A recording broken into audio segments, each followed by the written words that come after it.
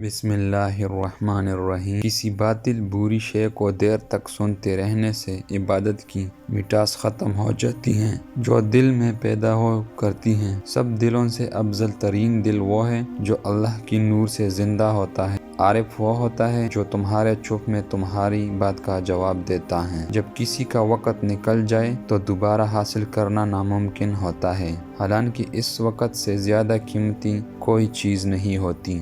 جو بندہ اللہ سے عشق لڑاتا ہے وہ دوزخ اور جنت کی خواہش سے بہت دور چلا جاتا ہے، وہ صرف اللہ کی دیدار کی خواہش کرتا ہے۔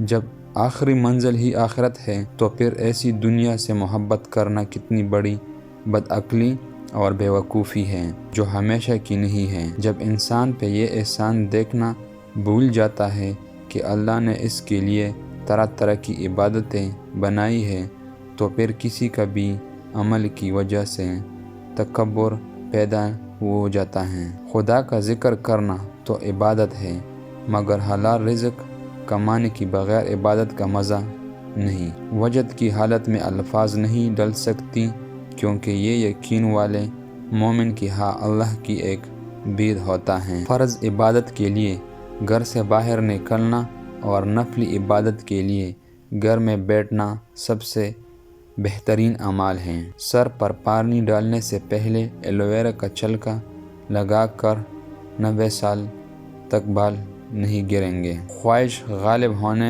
جانے کی اصلی یہ ہے کہ ایسے بندوں میں گناہ پیدا ہوگی۔